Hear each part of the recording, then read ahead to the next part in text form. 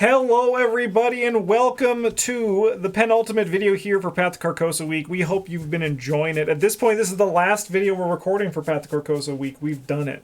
It's over, and I hope you've been digging it. This one is just like we did with Dunwich, where I have slides explaining it. A few weeks ago, I released a survey to everyone asking people to rate the various Path to Carcosa scenarios of the metrics of fun, design, and quality.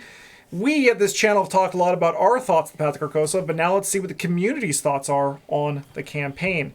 We had 96 votes rating for each. Yeah. And a few comments as well, which I've included in the survey. We're just going to basically review your reviews. That's what this one is. We're going to go through and kind of just see how it is. There's not really any surprises to this one. No. It was like, I'm like, yep, that makes sense being high. That makes sense being the lowest. Hey. I mean, we've been talking about this campaign for like 6 years or whatever. Yes. So. Yeah, and it's and as you said just before we went, we started recording this, like that. Unfortunately, for all signs point to Russ already. Oh, come back over here. All signs point to Carcosa not seeing reprints anymore, which is a bummer. There are alternative ways to play Path to Carcosa, and I highly recommend you check them out if you have not played Path to Carcosa. You can't buy it. With a little bit of luck, Fantasy Flight will set up the campaigns that they're not going to print anymore in like a print and play format. You know, you throw them $5. That's a big axe. Get the file download, and you've got to figure out the rest yourself. I mean, you know, who knows what can happen? Because like a lot of things could happen. A lot of things could happen. Yeah, like things could change. It might not be like as soon as you want, but who knows? We could be looking in 3 years being like... They've got throwaway reprint equity like that. Yeah, bring them out of the FFG vault. I think they might not be unwilling to throw away like the 600 SKUs or whatever. Yeah, that's fair. That make up the Path to Carcosa like that. Hi. All right. Let's go with our first one here, which is Curtain Call, which of all the votes had an 8 out of 10 for fun, an 8.2 for well-designed, and an 8.3 for good. Yeah, it checks out. Yeah, it's a very good opening scenario. We're all big fans of it. We all love Big Butt Baby, right? I'm just here to jump off the balcony. Yes. Yeah, well, that might be referenced in the comments that we have coming up here, too. There's a lot of little fun things in this scenario that really make it just good fun to explore, fun to poke around in. Yeah, it's really solid opening scenario, how it starts out where they, hey, you're going to just go explore stuff, and you do, and then it kind of comes to a head, and something horrible happens, it floods, or it burns, or there's vines, or whatever it is. Yeah. And then at the end, they're like, oh, no, everything looks normal, and you're like, So that's how it's going to be. Yeah. Okay. It's a fantastic introduction to the campaign. Yeah. And yeah, it also like the jumping off the balcony, the stealing from the box office, right? Which I don't think we've ever done. No, we're good people. Yeah, we're good people. Oh my God. In this scenario. Yeah. Not and the next one. No, and especially not Barkham. I kill all the cats there. Oh, so you hear that, Russ? Oh, God. You want to be like a cat from Barkham? No. All right, so from Janderfix, we has a 7 all across the board for the rating. Amazing flavor that dives you into the campaign story right away. Interesting monster of the week mechanic for an opening scenario. I do kind of I dig the monster of the week kind of stuff that was like most prevalent in Dunwich, because that was kind of just like an episodic adventure. But like even like this is one of my favorites in Hemlock with the giant crab, like having like the big thing that you only see once. I really like that vibe for this kind of stuff. I think I prefer this incarnation of the returning antagonist to that of Miskatonic Museum. It is pretty much always a threat to be dealt with its passive horror creation. Also, who doesn't like jumping off a balcony from Adam, which gave 699 for the ratings there? Yeah, nice. I mean, if it worked in Scaramouche, it'll work any place, probably. So do you want to play? Yeah. Why are you such a problem? I know, you're just gonna sit there. It's because you're a cat. Yeah. I know. But one of the things I really enjoy with this one is the stress it puts on you to make sure you finish it when Big Butt Baby is in the victory display. Yeah. Like, I think that's a very fun dance to have here. Yeah. Yeah, I understand how that might be like a feels bad moment, but only the first time, really. Yeah. And even then, it's kind of like, well, the victory is just on here as a challenge, isn't it? Yeah. Yeah, it really is just like a bonus objective where Yeah. things are going well enough that we can afford to work around this, and if they aren't, If they aren't, just we just get out. yeah. Yeah. Try not to be dead. Yeah. While I don't necessarily dislike the scenario, I find it odd that we get two sort of recurring enemies with both Big Butt Baby and the Man in the Pallid Mask. Additionally, while the last act is supposed to bring variation to future playthroughs, they all just kind of feel awful for the players. That's from Crafty, which gave a 6.67 for the rating. I mean, like, I guess the Man in the Pallid Mask is technically kind of recurring because you deal with him twice, but I never really viewed him that way, personally. No, to me, he was just like part of the objective. He's recurring because he's in another campaign. Yeah. Yeah. Okay. He is. Probably. Yeah. Oh, he is. He shows up in Yeah. Dark Matter, right? Yes. Well, I mean, like not just in another fan-made campaign, but like, which is also awesome. If you haven't checked it out, you probably should. Yeah, Dark Matter is a good one. Uh, Russ, you're making this all about you, and I know people at home love it. They love you. but you're not even on camera right now. Yeah. Stop standing over there. At least stand on camera. Yeah. Hey, And then Big Butt Baby from Photostorm 789. Big butt baby. yeah. I mean, of all the things that we've ever put out into the universe, that have, that's the thing that's like that's the one. yes, like that's the thing that's like it's like stuck and it's kind of just like that's my greedy for reason why I'm actually most upset that Carcosa's not getting printed anymore, because the Big Butt Baby is just gonna fall to the ether and we're gonna lose Big Butt Baby forever. Okay, we still have like foot, head. We'll always Yes. and we'll always the have book Big Butt icons. Baby. Yeah. Justin. Squid too. Squid's another one. Squid? For that one. Like I just see people like talk about Squid and I'm like, I mean they probably came up with them with themselves, but I'm like, that motherfucker is not a squid. All right, second scenario here we have The Last King, which is an 8.5 out of 10 for fun, an 8.4 for well designed, and an 8.6 for good.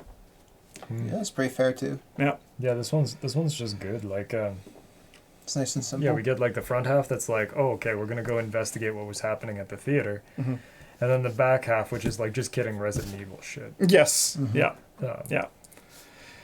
I mean, like Both parts are good. the Ishimaru Hiroku transformation is still like one of my most memorable moments, because you knew the stuff because you had to sleeve it all, right? Yeah.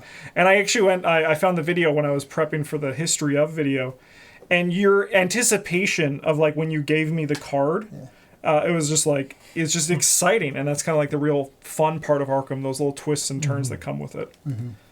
Yeah. Also memorable because the skull token is a nightmare, which is reveal another token. If you fail, place one doom on the nearest lunatic enemy. And that's like when you shot me with it a few times. Bryn went like skull, curse, auto fail. Good times. Like, yeah, a lot of stuff there. Good times. One of the most elegant designs of a scenario in a game, gives a good feeling of moving around a party and gives a challenge of killing the guests to help you from future scenarios. I just wish there wasn't an option to burn the house down to get the reward anyway. And that's 10s across the board from Mr. Biofan. This is something that you've said a lot in the past about how it feels like burning the party is like the right answer, as opposed to like a fun choice you can choose depending on your run. Yeah. And I mean, like, I have to agree, because I always burn it down unless I kill Constance, and then my choice is, but should I try something else for fun? But if Constance alive, I was like, no, sorry, she's dead. Yeah, it'd be nice if they like gave you bonus experience if they're in the victory display at the end of their respective scenarios, like 2 each or something, and then it actually gave you a reason not to do it on repeat playthroughs. And Yeah, that'd be cool. Yeah, or if burning the house down came with like an actual penalty. Yeah, not just one mental trauma. Yeah, which is like, Yeah, not just like pretty much nothing. yeah, because in the final scenario, like, you know, it's It not doesn't even like, even yeah, matter. it just makes it like slightly harder to get to be there. But Yeah. I think that'd be like, leave them at 0 for Last King, but then after that, yeah, Worth VP would make you want to greet it out for them. yeah. Yeah. I wish there was an alternate option between burning them, smart before knees, and letting them live, stupid and difficult. Adam 8 across the board. Yeah, exactly what Pretty much. we were just adding to there. That's probably why I put them on the same slide. Oh, there's a third option. You can go to the police, and then they laugh at you. Yes. They're all gonna laugh at you, Travis. Yeah. They're like, haha, aren't you supposed to be in the asylum? Yeah, wait a minute. Yeah, someone's like, where are those guys? Yeah, you're just like, and this lady, her spine went, woo! Make them away, toys. You're playing a joke out of this. The wording on Diane Divine should have been corrected. Only flaw in this otherwise perfect scenario. Oh, yeah, that is in base. But Yeah. it was. Yeah.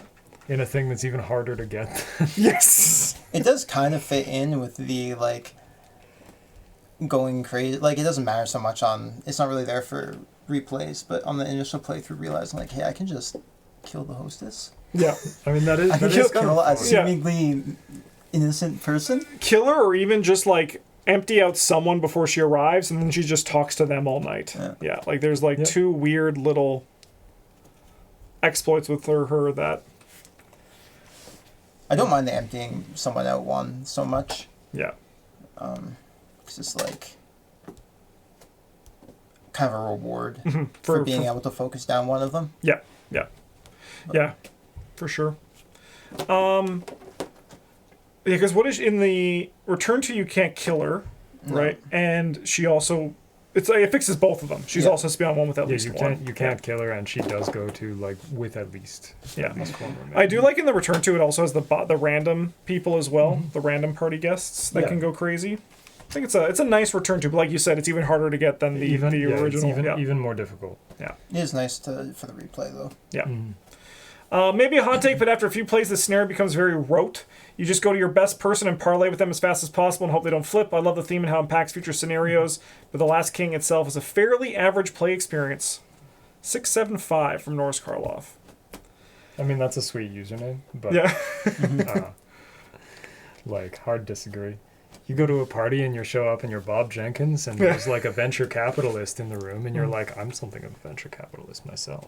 So you go and talk to him and start trying to secure a loan to expand your vacuum business or whatever it is that Bob actually does, because I don't think we ever really know. It's vacuum adjacent. It's probably some sort of floor cleaning supplies. And then he comes back in France to get the rest of his ROI. He's like, I need that. I need that money back. You owe me some money. Where have you been the past month? Yeah, and then Bob's like, suck them up, boys, and the vacuums come flying in. Yeah. Yeah, that was wild when that happened. Yeah.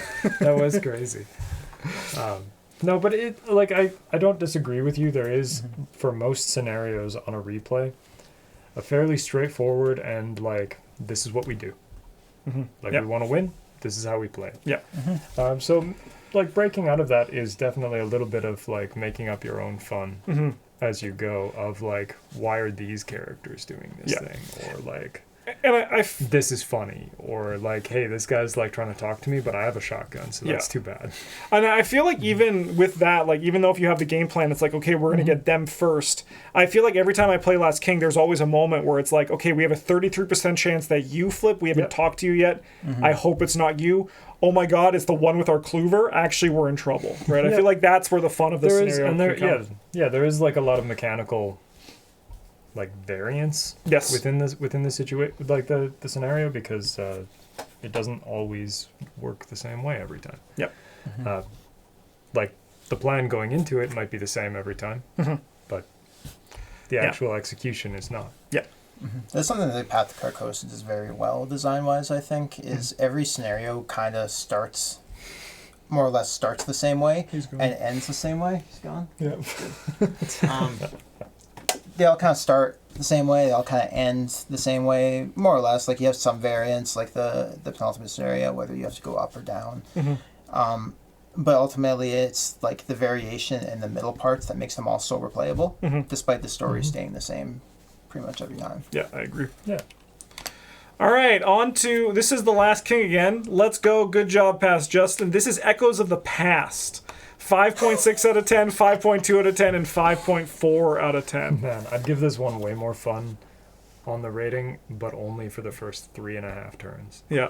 Or, alternatively, if you're playing the Assets Only Challenge, and you can just play all your assets and have tons of fun just doing all your shit. That was so dumb. Yeah.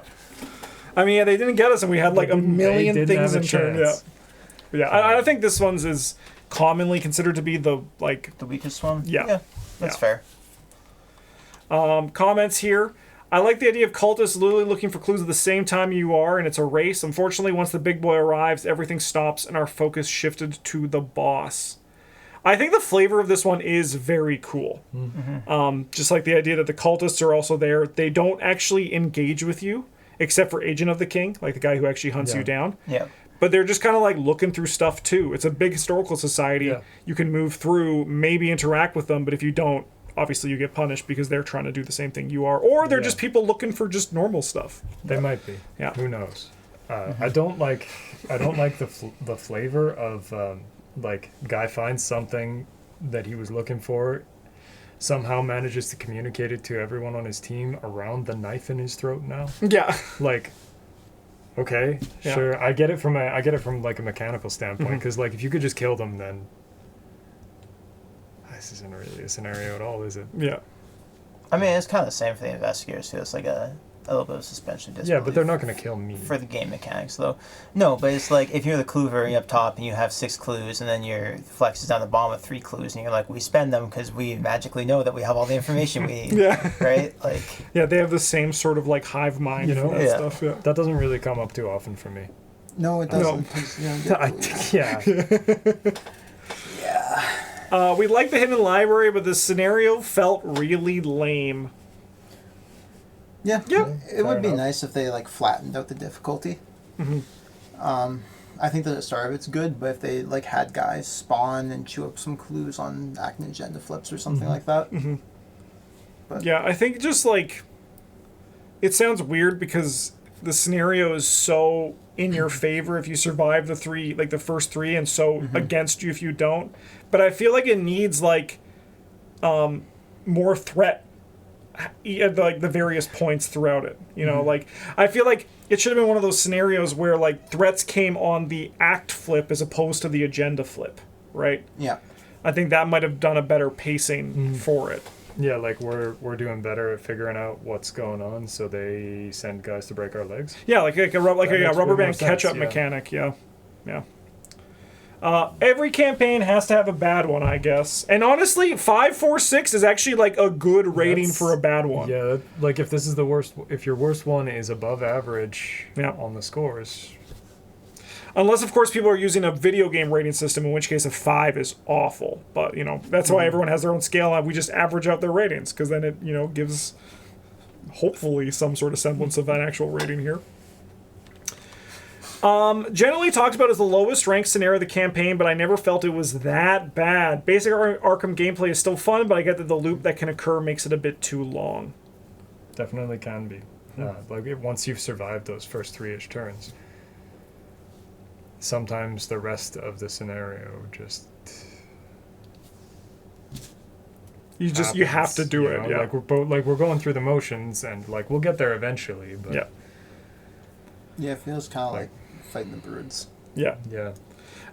Speaking of, my group only plays the first 2 or 3 rounds, then calls the scenario over and picks the resolution we want, as once you handle the first wave of cultists, the scenario is effectively over. Okay, so that means that your rating doesn't count for anything, because you don't play the game. Yeah. So you're playing like a different game. You've made up your own game, which is perfectly fair, and like I'm glad you enjoy it. Yeah.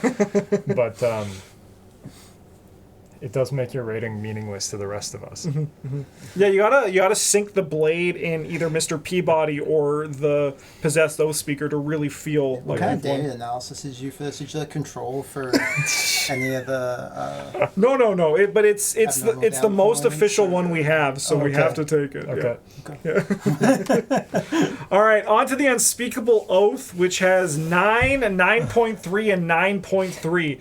This one was crazy. There was no rating below a 7 for this one, and the 7s were very scarce. It's a great scenario. Yes. It's the one that we played. Yeah, I mean, after the first time I played it, I would have told you this one sucks. But every time after that, it's like, nah, this one's the good one. Yeah. Like, Well, the best one. There's a lot of good ones. Yeah. there's like actual pressure to like do well. Yeah, like an actual real choke you out consequence. No fail forward here. We don't do that. Yep. Yeah, there's like more pressure in We this go one. back to the Stone Age if we fail. Yeah, no, there's more pressure in this one than there are in the ones that just lose you the campaign. Yes. Because then you're done. Like, Yeah. who cares? You're all just going like to do something else. start again Yeah. or play the scenario. Yeah, this again, one you or- still gotta play, and your guy just Whatever. sucks. Yeah. And you're gonna watch everyone else who made it out with like all their XP, and you're just like, Yeah, but also you can't play the investigator you picked. yeah, they're gone. Like they're just, lobotomized or whatever. That's fine. There's always other. So you got to pick campaigns. somebody else. Yeah. Yeah. Yeah. All right.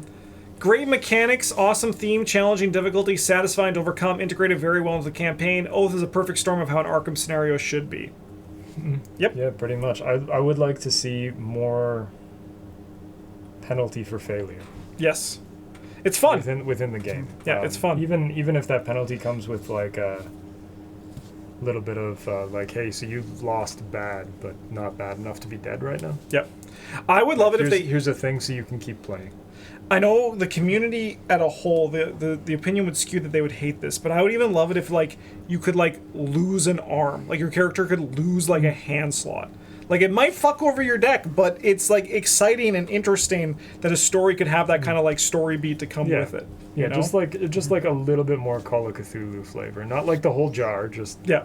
Maybe say like It's some like a kind spoonful, of like a guardian weapon or something like that, like volatile hand cannon, and it's like pretty good. But if you get defeated while you have it in play, it blows your arm off, and you get like a permanent weakness that saves you one less hand slot. Make it multi-class, and it happens if you draw a skull or an auto-fail. Yeah, there you go. Guardian Survivor? Oh, fuck.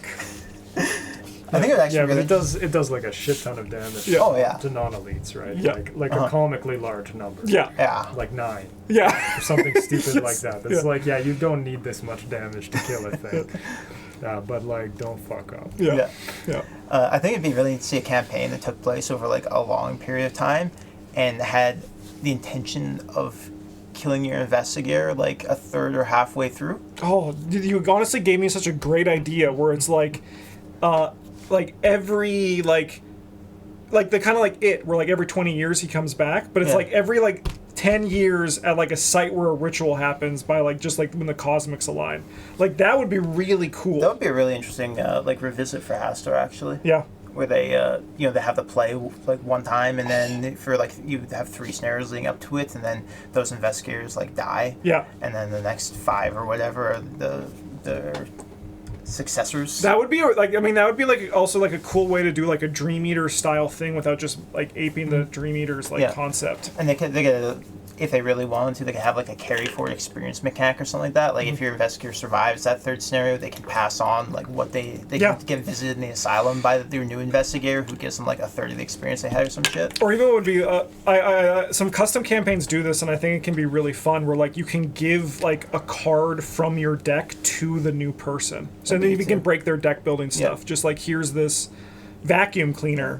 Oh, I know Morgan. a guy Yeah. in the police force or whatever. He'll help you out. Man, that would be hype. Okay. Anyways, man, I want to play that right now. Fuck. I'm not exactly sure where the line blurs between me thinking this is one of the best scenarios ever and Justin always telling me that this is one of the best scenarios ever. It's the second one. It's one of the best scenarios ever. Yeah, so here's the thing. It's actually the same. Yeah. Yeah. It's the same place. Yeah. Yeah. Just let Justin decide your opinions for you. Well, at least this one. Yeah. Yeah, no, this, yeah. All of them. Because we all agree on this one, so. Top 5 scenarios in the game. I agree. Some Arkham Horror scenarios in the campaign are so intimidating that you feel dread when you know they're coming. Some are so amazing that you feel excitement when you know they're coming. This is a scenario that I feel both dread and excitement when I know it's coming. It's by far my favorite scenario, never failing to raise my blood pressure and deliver a feeling of relief and accomplishment when I make it out of the asylum. Yeah. I mean, I agree with this because, like, I love Carcosa. Obviously, it's my favorite campaign, and I doubled down on that after this theme week. But to me, this campaign is like the push towards the asylum, and then afterwards, I'm like, all right, I gotta just like enjoy the rest of this now. Like, I feel like I've won the campaign because I just enjoy going through the asylum so much, and it's such a big like hurdle that I like jumping over it. Not to break. Well, this is not related to the video, but do you want to do a like Carcosa run where at the end of the Carcosa run we play Dark Matter with new investigators who get like a card or like? Yeah, I think that'd be a fun thing to do. Yeah. That'd be fun. Yeah, that's a great idea. Yeah. I'm Like down. Descendants. Yes. It'd be cool. I mean, we just made a new format, by the way. Everyone always talks about carrying over your investigators. What if you get like gift a card and we can do it. We can do it. We could do it. I like that idea though. I like that idea. A standout for good reason, incredibly tense with exquisitely timed progression / escalation of threats. Perhaps the scenario that best captures the doubt versus conviction divide in terms of getting the players to question their own actions. Why would I want to start fire in the kitchen again? Still the best mid-campaign end of part 1 finale in my book. That's honestly the only part of this scenario that I dislike is when they're like, you try to start a fire in the kitchen. You can't. Like, you kidding me? They got gas stoves in here and I can't start a fire in this room? Well, it's easy. It's like, it's really on you for not doing it well. Yeah. Like, that's not right. No work. Yeah. Show up with your one book and you're like, you like punch the stove or whatever and it doesn't explode and you're like, Oh. Yeah. pull your gun and shoot it and it No, doesn't explode. I do love how Works in the movies. like the threats, like you get to all the stupid patients that spawn in the in like the middle halls, and they're like, this guy, it doesn't matter, he's not gonna matter. And then you're trying to get out and you're like, fuck. He matters and there's 3 of them? That would never happen to you. That happens every time. The scenario actually happen changed the every way that I approach deck building, where I'm like, what if just getting out was good sometimes? Yeah. Yep. Like, But yeah, the escalation where it's like you get 2 turns of setup, and then these patients come, and then it turns into monsters in the last one is like really nice. yeah, like before this scenario, I would have looked at like, I'm out of here and been like, this card's pointless. It just commits for 2 foot. Yeah. And after that, I'm like, this card's pretty real. Yeah. Yeah. It's Not just for this scenario. No, but yeah, it's just like many a great places, tech many card. places, but Yeah, the Forgotten Age helped with that. Yes. Yeah. Another thing I do like is the whole where this now pushes the themes of the campaigns on the player, like the starting a fire in the kitchen. And when I was doing the retrospective with Eric, it was like, but why is my character doing it? But like when you play Carcosa a few times, you start to understand. Oh, it's because I might be crazy. Maybe. You know? The card said I could. Yes. It's Why like, wouldn't I? the stove was just right there. You know. It would be kind of funny if there was one that was like a trap or something. Yeah. yeah, one of them that's like, God, why would you do that? Yeah.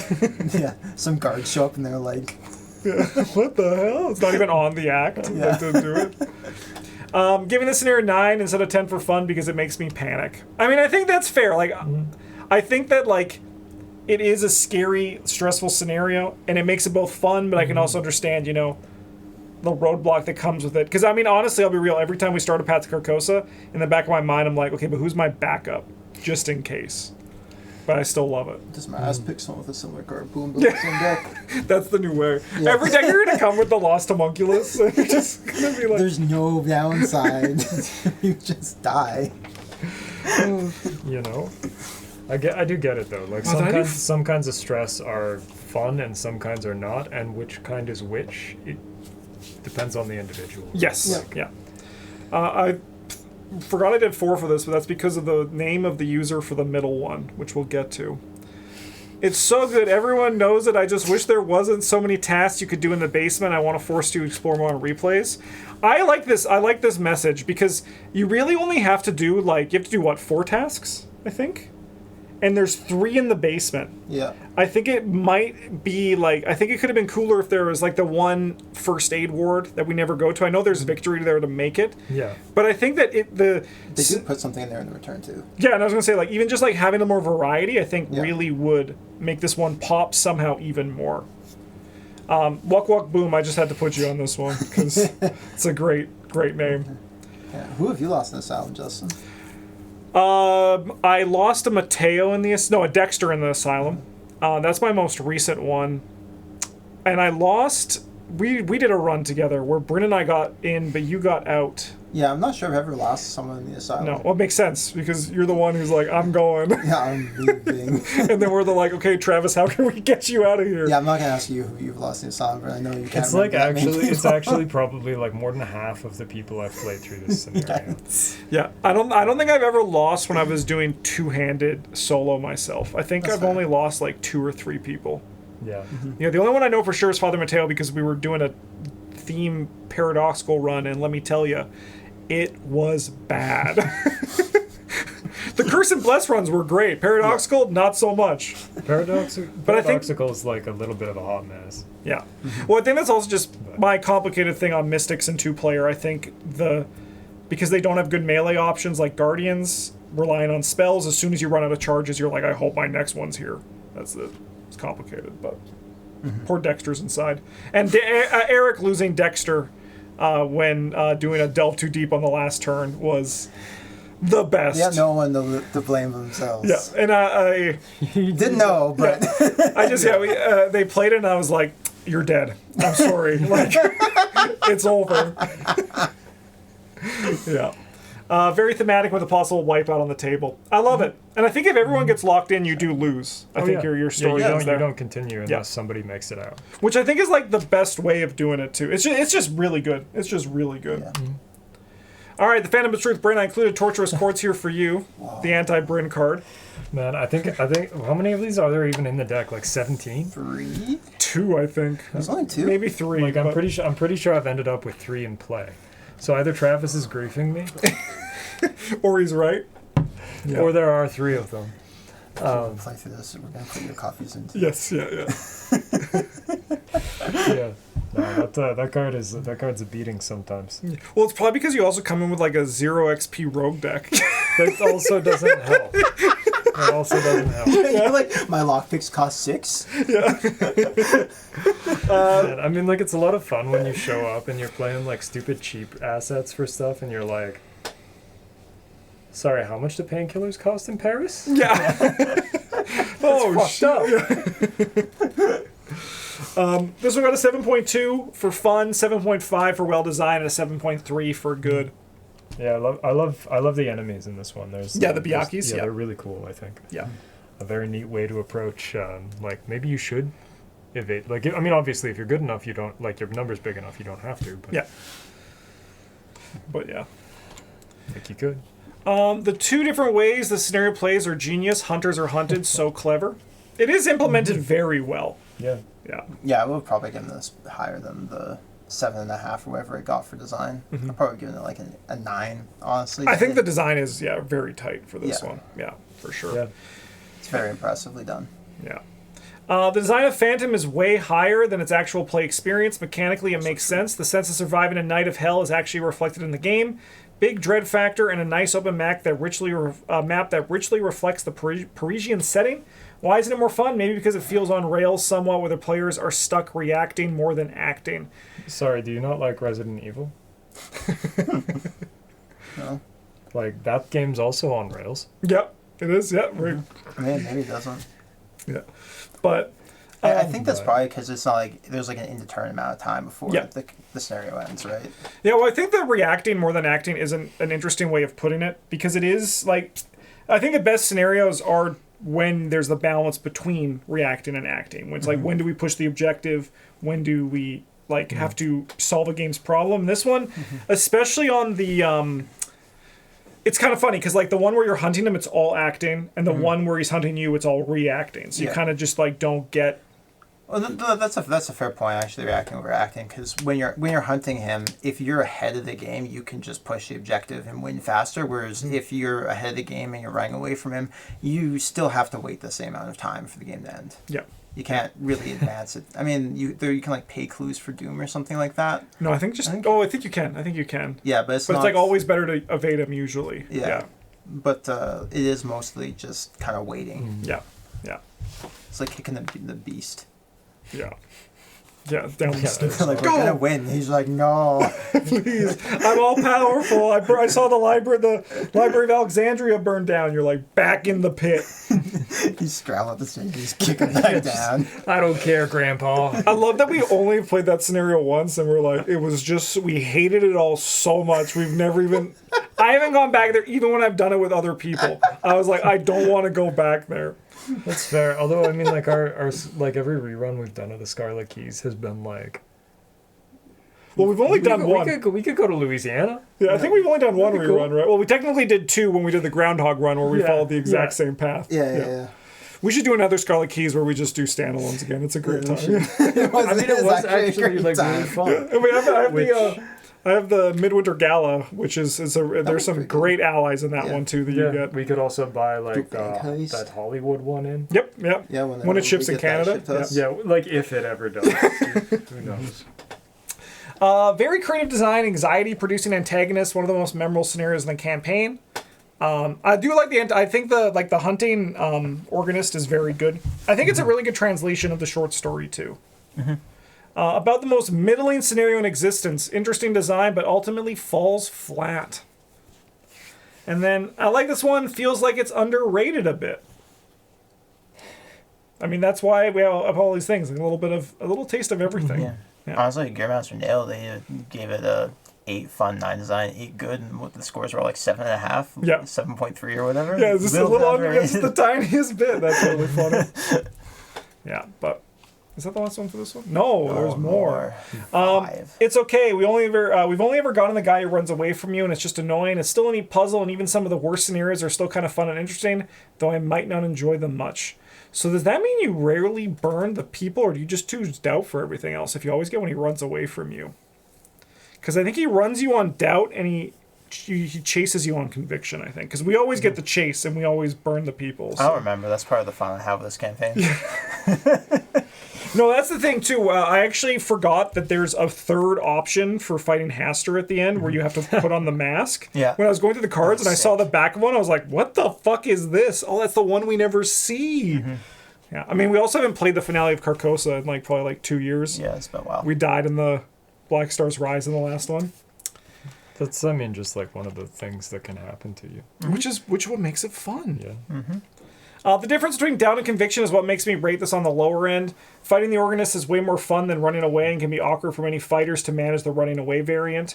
This is also why I actually included these two on the same slide, because if one is more fun or you're always getting one, try the other path is something that you could do. Even though we always burn the people, The other path to Carcosa, you're suggesting this should have been called Paths? yes, it should have been called the Carcosa? Paths to Carcosa. Yeah. But yeah, something to consider the next time you play this campaign. Yeah. Yeah. I mean, like... Yeah. No, we're just going to leave that shot on fire.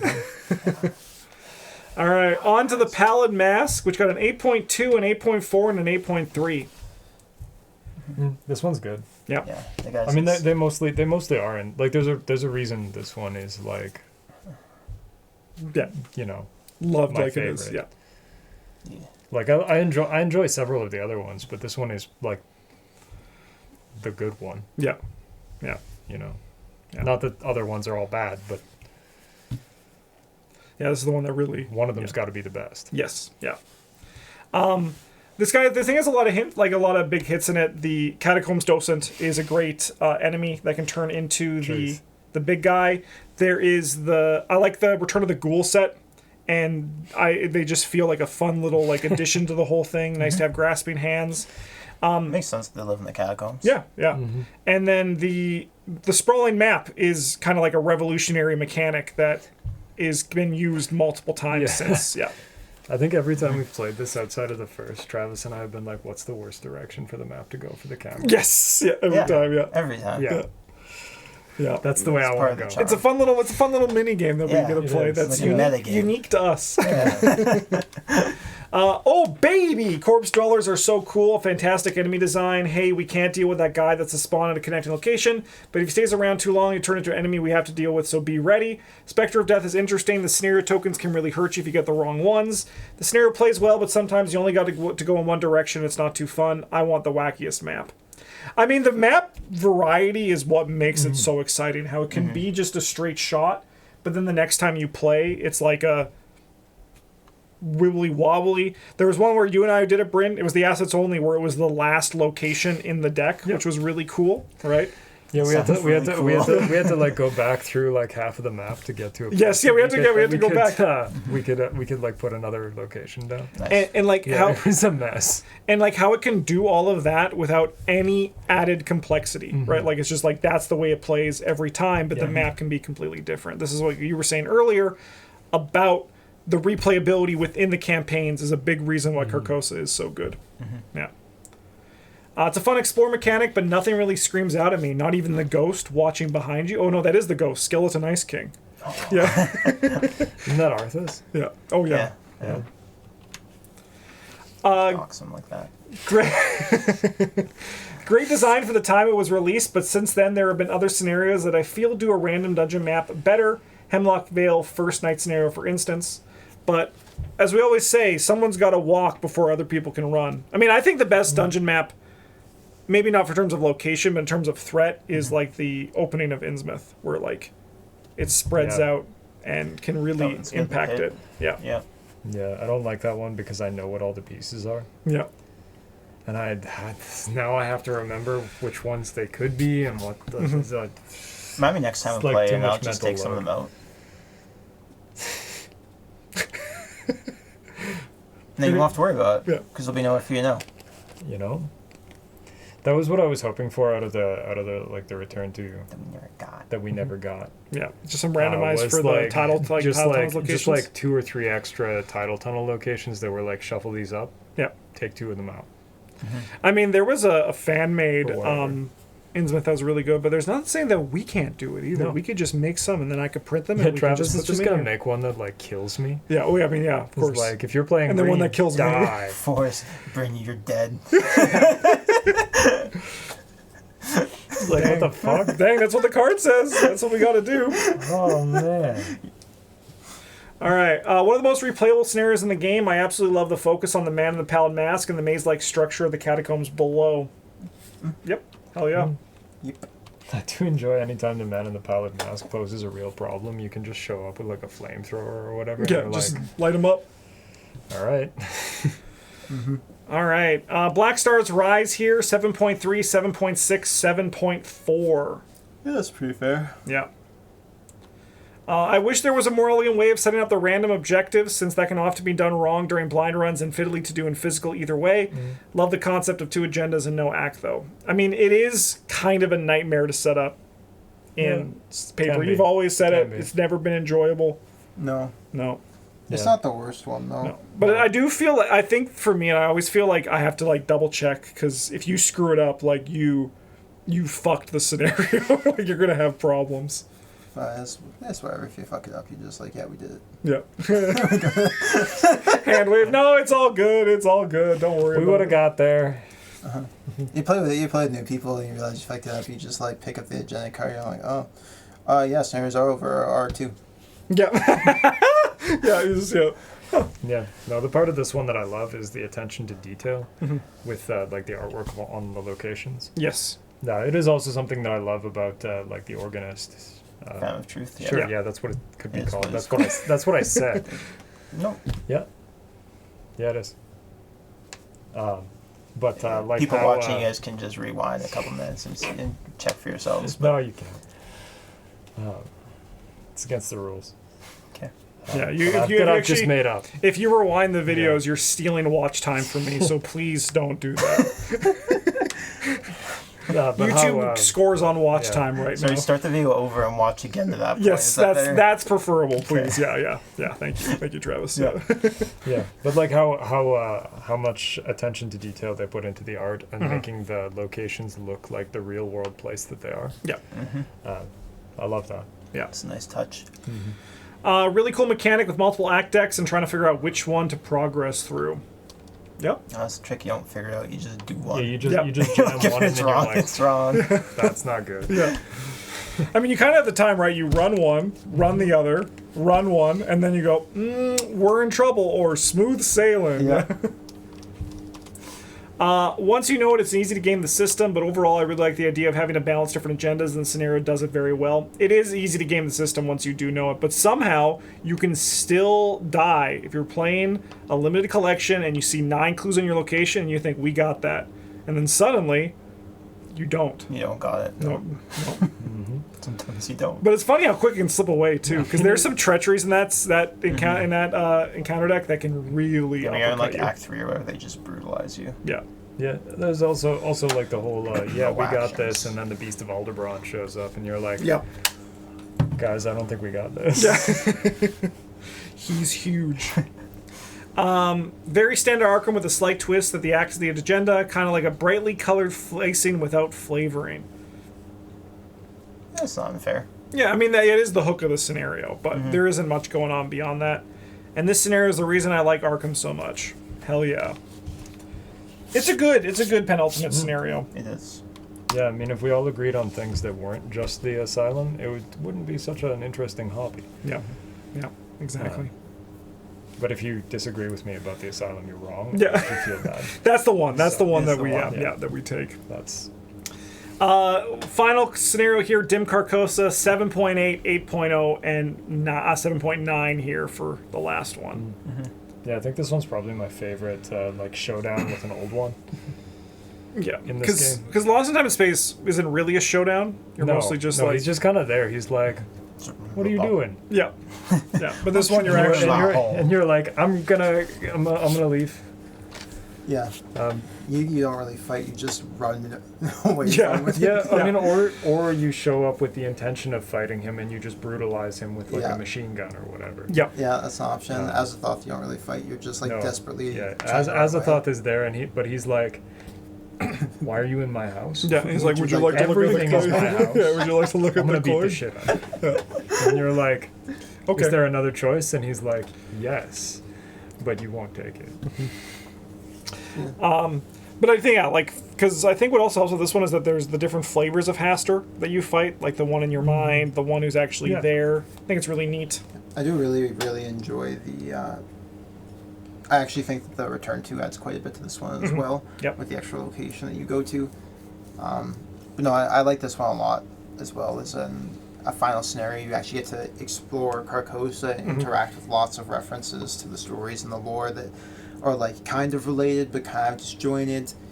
And it does feel a little bit like a play as well, where each of the people on your team kind of has their own role to fill. Yep. And you need to be a little bit autonomous. You can't just roll around as a death ball. You are probably going to need to split up a bit, and the sand mechanic is also very fun. I Yeah, think. very cool. Unless yeah. you're playing 3 roll-ins. Yeah. Yeah. Yeah, it is really neat to, like, the setup for this one is always really impactful when you're playing with new people. You go to Carcosa and you're like, yeah, you take half your sanity and damage. Also, like, they're like, I'm going to die. I'm like, no, going crazy does not kill you here. Yeah. Yeah, it's very cool. Yeah. Yeah. Good finale. Yep. Good. I like having the two different variations of Haster based on the decisions you made over the course of the campaign, but I question the value of including the third variant. The odds of finding it organically seem profoundly small, and gunning for it on purpose requires intentionally failing scenarios and other counterintuitive behavior. It seems like a waste. I mean, there's got to be ways to do it. Like, because there's one option where you're going to choose, and I'm sure there's going to be ways you can do it without failing scenarios. Yeah, probably. Yeah. I don't remember enough about the resolutions to say for sure, but Yeah. But, I mean, I do like that there's 3. I think that's something that, like, after Dunwich, they started to add, like, reasons to kind of run campaigns back, things to strive for. Yeah. Like, with Forgotten Age, they had Alejandro and Ishtaka. well, they already had that a little bit in Dunwich with like the different starting scenarios and the That's allies fair. you got. Yeah, that's fair. Yeah, and, like, who was sacrificed. Yeah, that's Yeah. fair. Yeah. But I like that this is kind of like Carcosa's. Like, you get, like, a final changing boss fight. I think that's kind of neat. I like the mechanic of flipping locations. Veiled was redone a few times, but I'd like to see more of it. It is a very good story, like, Telling device. yeah, and, like, that's the thing about, like, Boy, have I got a campaign for you. Yeah. No, definitely like seeing this rather than. I mean, interludes are fine, but I would much prefer seeing the story cards. yeah, Like in the game, not Yeah. as part of the setup Yeah. or because that was what Axolotl, the designer of Dark Matter, his inspiration for Scan was he was like, Veiled and story cards are cool. How can I make that be in the game more? You know, and I think, like, Scan is the best mechanic made by a fan, I think. And it's because of that. It's basically just like a reiteration of what happens here, and he still found neat ways to explore it. yeah. That's my biggest ding on Arkham, personally, is that they have cool mechanics, but I feel like they don't explore those mechanics. They do kind of underexplore them a little bit, I think. And there's a lot of pressure for them to come up with something. Like, they design something initially, and then they kind of settle on it. And then, I mean, they have actual time pressures to push products Yes. out the door for printing and whatnot. or they might not be able to develop something as much as they can. But I think there's also a lot of pressure to innovate new mechanics as opposed to revisiting old ones. Yeah, and that's like why I'm like disappointed by, but even like Drowned City, I was excited about Flood. I wish they did a bit more with it. But like hopefully maybe like they come back to like a Haster retread and they're like, we can revisit these mechanics and try to explore what they mean with a different perspective. yeah, if we had like Doubt Conviction back, Yeah. that'd be cool. Yeah. Not a fan of Dim Carcosa. I rate it lower than Echoes of the Past. I know- I'd like to know why. Yeah. I know some people don't like this finale. And I don't want to speak for Half Orange here, but I know a lot of people don't like it because it's a hard finale, which I understand people like winning. But I kind of dig it that it's one of the finales apart from Before the Black Throne where I actually like, okay, if I didn't tech for it and bring horror healing, there's a good chance that things could slip away from me very suddenly. Yeah, I mean, I've always been of the opinion that if I'm playing a cooperative game and it's never difficult and I never lose, why am I playing this game? Yeah. You know? Like, if I don't have to try to, like, hard to win, I could go do something else. Yeah. Yeah, if Okay. you want the story, you can like go. Yeah, I could a just, story. I could just like, you know, go watch TV or whatever. Go read through the cards. Yeah. Yeah. I think. Not like to disparage you like, you know, you're fair enough. If you don't enjoy it, you don't enjoy it. But, If you're watching in the comments, definitely let us know. You can Yeah. Expand on that. yeah, I'd love to read it. That's just like my take on Yeah. on difficulty pertaining to cooperative games. Like, Yes. I need to be losing sometimes. Yes. Yeah. Yeah. I like how the finale changes based on your actions during the rest of the campaign. It's a very successful thing in that, and it's kind of like a different version of the Dunwich thing, where Dunwich kind of was more like you had the reactive to like how the agenda set on the back for when those flipped, but Yeah. like Carcosa actually can change the structure of it. And I also really like it's a very simple thing, but just where you enter depends on where you finish the last scenario. Yep. Is like a fun little touch. I think it's really neat. It's those little things that really make the campaigns feel good. It doesn't take much for a lot of those things. Yeah. This is the shirt you want, right? This That is was the shirt, yeah. Yeah. Very good finale, not necessarily the best, but underappreciated in my opinion. I thoroughly enjoyed the horror mechanic and the variety of playthroughs. I agree. Yep. My favorite final scenario in all of Arkham, the vibes are again immaculate. I love the story card backs of all the locations, the creeping feeling that maybe none of this was real, and the way horror works in the scenario all make it very memorable. I think that just echoed what we've been saying from the start of this one, but that's I agree. Yeah, the like hidden ending of if you leave if you leave this scenario and you've got one of the whispers in your head. It was very cool. Yeah, the possessed. Really Yeah, cool. very cool. Yeah, that's some cool stuff. Yeah. Okay, time for the overall ratings, and this is this is no surprise. This is unlike Dunwich, which kind of had like variety for which one was the most fun, which was the most well designed, which one was the most good. This one, it's all Echoes of the Past for the bottom and all Unspeakable Oath for the top.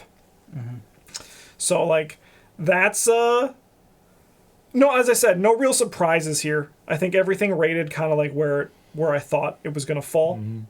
I know people love Last King and Pallid Mask, so those make sense being, like, after those. I wasn't expecting Curtain Call to get as high as it did. I guess that'd be the one thing, because I think it's, I mean, I love the scenario, but 8.2, I mean, seems pretty, was just higher than what I was expecting for it. And we also have some more stuff here for the first one, starting to put the campaign rankings that we have here. Crushed it. Yeah, crushed it for Dunwich Legacy. And this is going to look very silly with what we have right now because we only have 8. But this is going to look better as we do more of these Data. over the remaining theme weeks that we have left to go. But this is but this is like literally all we have. These are the 16 scenarios that we have rated. So this will be more interesting once we add like it'll be like get to Circle Undone where we see some really cool stuff here. But I think Unspeakable Oath is going to be hard to beat. Yeah. That's fair. And I think You think, Undimensioned and Unseen is going to be hard to beat as well, probably. That was going to be my follow up here. Yeah. Like, I don't know. Those bottom 3 are like, probably got that on lock for a while. Imagine Heart of the Elders. will probably, like, part 1 will probably, and also knowing, I mean, That one's in contention, I yeah. feel like City of Archives is going to be very divisive too, so it's probably going to hover. That one probably, I imagine, will be like a 6-ish. Yeah. Like a high 6, low 7. Yeah. City of Archives is sweet. Yeah, I like it, but Yeah, we like it, but Yeah. we also like our games to be challenging. yeah. Or we like the game, we like disruption. Yeah. Yeah, make me play make me adapt my game plan to the way that the game works. Yeah. Yeah. Just let me run my. Like, I want to be able to run it at least once. But Yeah, but you got 8 scenarios for that. yeah, Mhm. yeah. All right. Well, thanks for watching, everybody. That is it for the whoopsie. There we go. That is it for the 3 of us here for Path to Carcosa week. 4. Yeah. Pardon? Oh, sorry, the 4 of us. Sorry, Russ. I'm so sorry, my little angel. My little angel right here. That'd be nice when on camera we can with this. Yeah. Confusing. Yeah. It just goes to like I go to cut and just see me like just like doosh, just cuts right before there. No, we love Russ. Well, we actually he annoys the hell out of me, but I love the hell out of him. Outside of 4 o'clock to 10 o'clock on Wednesdays. Yeah. Yeah. He's so cute, though. He's so cute. He's cute. One last Carcosa week video coming to you tomorrow. Get ready for that. Thanks for watching. Have a good one.